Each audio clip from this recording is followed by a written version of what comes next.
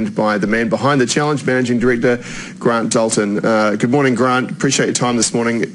How's it feeling for you? Have the emotions been processed all these months on? No, not really. It's better, for sure, but there's always a moment that'll happen in any day or evening that'll make you remember and ask yourself the question, at 8-1, how can you not close it out?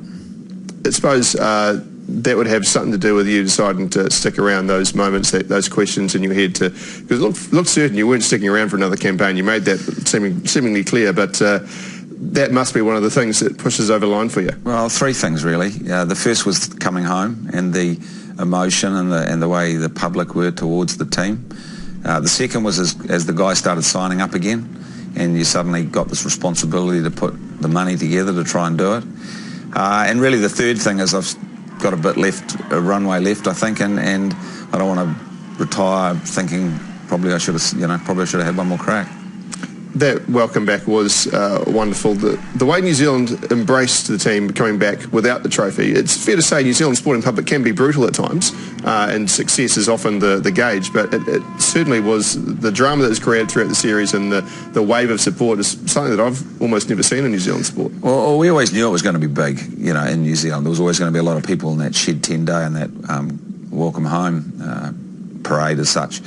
But I never expected the emotion and the fanaticism almost that it existed. And to a point it continues every day when you're getting a cup of coffee, you go to the gas station, the supermarket or whatever, it's still there. It's remarkable. And the guys feel it. We had a team barbecue last night, kind of Christmas barbecue, and still amazing feeling within the team and amazing guys. And for me, that barbecue to me last night just was enough to just galvanise me going forward. We're getting quite a few of them to sign serviettes as impromptu contracts, lock them in where you can. Well, we've done a fair bit of that, and it's all gone pretty well.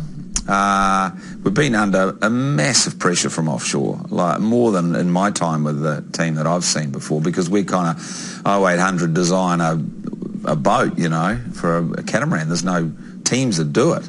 So they're coming, and they keep coming because the teams are starting to appear now, and as they appear, they go, well, we haven't got a design team or yachties or whatever.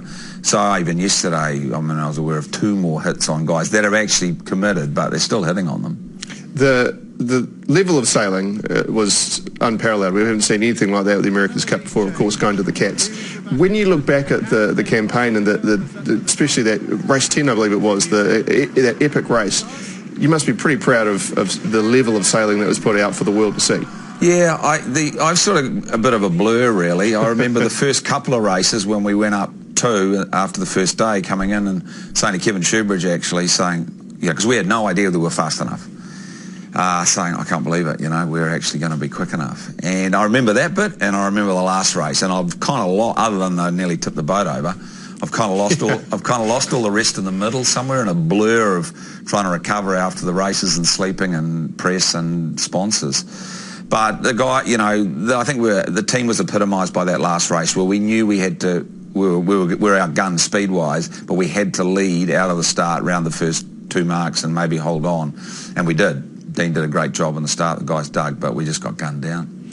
Just lastly, Grant, the preparation's underway. You still don't know when it's going to be, what it's going to be. How hard is it preparing for something where the parameters are so unknown at the moment? Well, they are unknown publicly, but not so much to us, because we're in discussions. The challenge of record, the Australians are acting like a proper foil for the defender and actually negotiating proper rules, and we're actually quite heavily involved in that. In fact, we've got a conference call tonight, 8 till 10 tonight, with them. So it's starting to come together. 217, hopefully San Francisco, but that's a negotiation with the city. Catamarans, wing sails, racing starting 15, maybe in the next year, early 15 in the 45 one design catamarans. Sure. So it's starting to slowly generate, and in the short term trying to get to do the Volvo, which has proven quite a challenge actually, more than I expected, so having to work again. 2017, I think Sonny Bill Williams is off contract for that, so there's a grinder sorted. That's great. Grant, appreciate your time, and congratulations on what was a very hard-fought campaign. Thanks very much.